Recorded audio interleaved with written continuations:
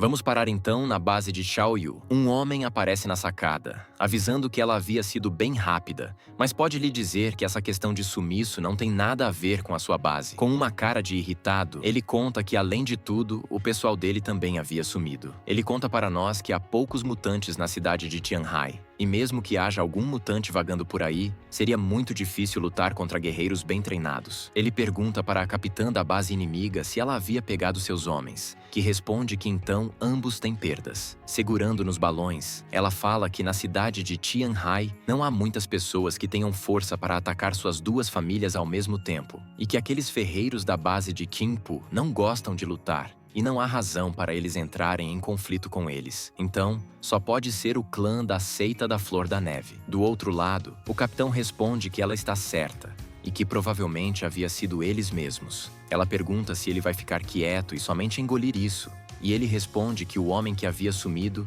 era seu confidente e amado general. Se aqueles caras da Seita da Flor da Neve o pegaram, então irão pagar 10 vezes mais. Nossa amigona responde que devem aproveitar essa oportunidade para lhes ensinar uma boa lição. Vamos então para o abrigo do nosso protagonista, que aparentemente já haviam acabado o muro da linha de defesa. Zheng Yi aparece em cima do muro de gelo, soltando algumas armas de longo alcance. Ele posiciona todas elas, pensando que, quando a hora chegar, eles podem conectar o computador e controlar todas essas armas diretamente quando estiverem sentados no abrigo, contando que será uma fortaleza perfeita. Aparece a senhorita Lu chamando sua atenção, avisando que também já haviam consertado a parede externa do abrigo e que agora estava tudo bem. E o nosso prota responde que isso é ótimo. Cruzando seus braços, ele conta que, até o momento, nem Zhao Yu nem Yang Shang tomaram alguma ação, refletindo que, até o momento, não encontrou nenhum rastro de espião. E parece que os líderes destas duas bases são muito poderosos. Vamos parar então na mesa de jantar, onde todos estão aproveitando uma refeição ótima para um apocalipse. A professora Liang chama a atenção do nosso protagonista, dizendo que ela iria levar um pouco de comida para os estudantes agora, e ele apenas responde que está certo. Usando sua habilidade, ele dropa uma sacola de alimentos, a deixando muito feliz e o agradecendo sem parar. A Xinxin, que está no meio do plano do nosso prota, pergunta à professora Liang se ela estava bem, pois ela parece muito infeliz, e questiona se aqueles alunos rudes fizeram alguma coisa ruim para ela de novo. Ela segura sua professora, falando que eles são demais e que acha que sua professora não deveria mais se importar com eles. Ainda segurando sua mão, a Xinxin conta para a professora que ela não fez nada de errado e a culpa é dos alunos. E mesmo que eles tenham se metido em problema, ela não tem responsabilidade de assumir pelos seus atos. E sua professora apenas questiona se é isso mesmo. De canto, vemos nosso protagonista observando de lado, pensando que ele não é um vilão, porém considera que simplesmente assistir isso é realmente muito bom. Vamos para a sala de treino, onde o protagonista fala que, se ela acha que realmente há perigo por perto, podem discutir sobre deixar aqueles estudantes mudarem para viver perto do abrigo. Ela abaixa sua cabeça e diz, claro, mas não estão familiarizados com eles. Então ela acredita que essa questão deva ser decidida por todos em uma reunião. Com um pouco de vergonha, ela fala que não vão fazer isso por enquanto, pois ela falhou muito com a Xinxin e a Lukeran. A experiência durante o período da Academia Tianqing machucou muito elas, e ela também é responsável por isso. Soltando um sorriso desajeitado, ela conta que, afinal, todos estão vivendo em paz agora. Nada de perigoso aconteceu, e parece que realmente não há necessidade de tanto alarde. O protagonista estica seu braço, falando que é bom que ela tenha essa mentalidade, refletindo que também deveria aprender com ela a não ficar tão nervoso e pensar que o dia de amanhã está cheio de esperança. Ela solta um leve sorriso, falando que é tão raro ouvir essas palavras saindo da boca do nosso protagonista.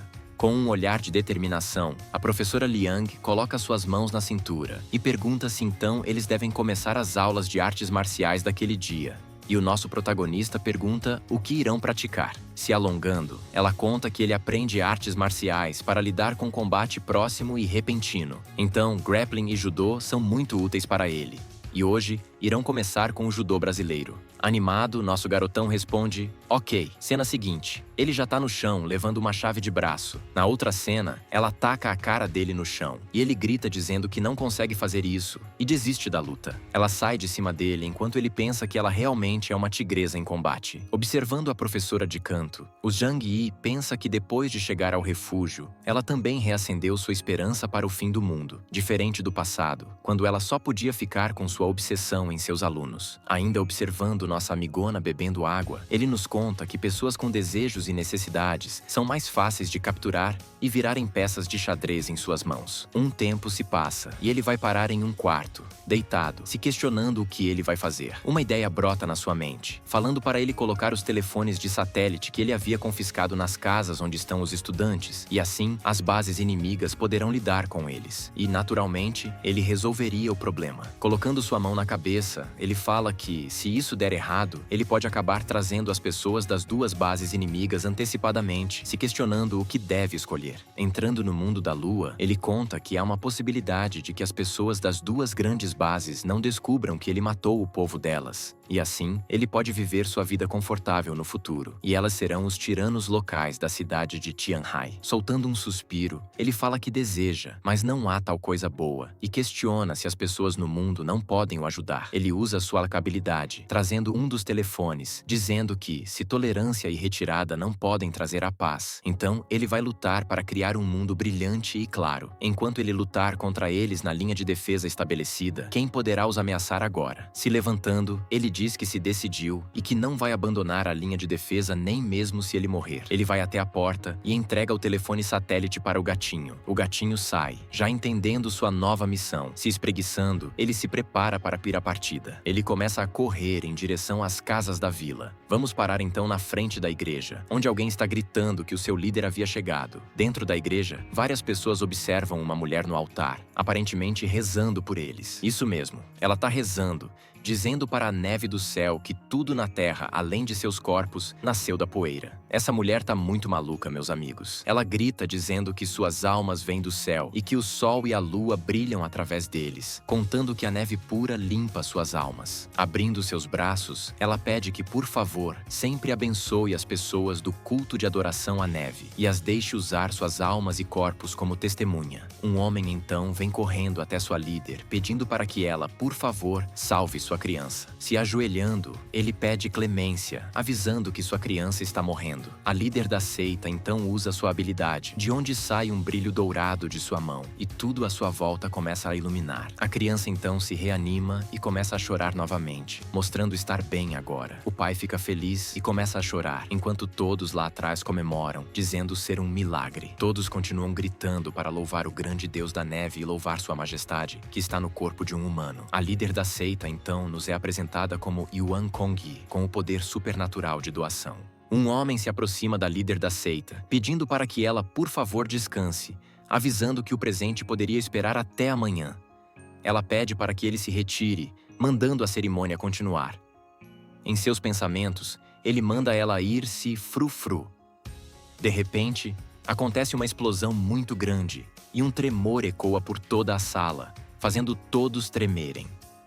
Todos caem assustados, se perguntando o que estava acontecendo e o que era aquele tremor todo. O homem de antes chama o nome de duas pessoas e pede para que elas protejam sua líder imediatamente.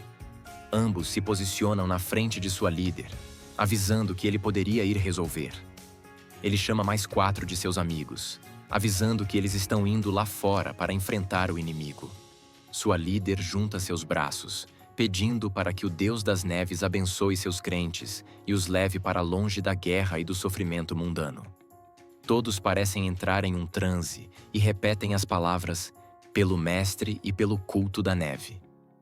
Ainda repetindo a mesma frase, vários deles começam a se dirigir até uma porta. Batidas na porta ecoam por todos os lugares, enquanto, do lado de fora, alguém manda fechar as portas para manter sua líder segura. Em cima do altar, após a saída de vários fiéis, a sua líder diz que a cerimônia deve continuar. Do lado de fora, vários homens começam a disparar em direção à igreja. E, aparentemente, são as duas forças que o nosso prota estava comentando. Um dos homens da seita fala que devem esperar e precisam segurá-los o quanto puderem, para não deixar que eles destruam seu lar. Um homem-bomba então aparece, se jogando na frente dos carros, dizendo que isso era pelo seu Deus da neve. Uma explosão acontece, mandando vários carros para longe com o impacto, enquanto os homens da seita gritam que devem lutar. Nossa amigona de cabelo rosa aparece atrás do carro, dizendo que a seita da Flor da Neve havia feito lavagem cerebral em seus fiéis, tornando eles monstros que não têm medo da morte, e pensa que esse lugar deve ser erradicado imediatamente.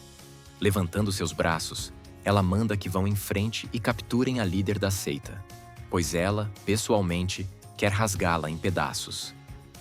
Um dos homens que estava defendendo a igreja fica mais aliviado, avisando que os papas finalmente haviam chegado. Enquanto isso, os soldados das outras duas forças continuam atirando, dizendo que devem exterminar eles. O homem de antes, que até o momento não foi nos apresentado, ativa uma habilidade de escudo.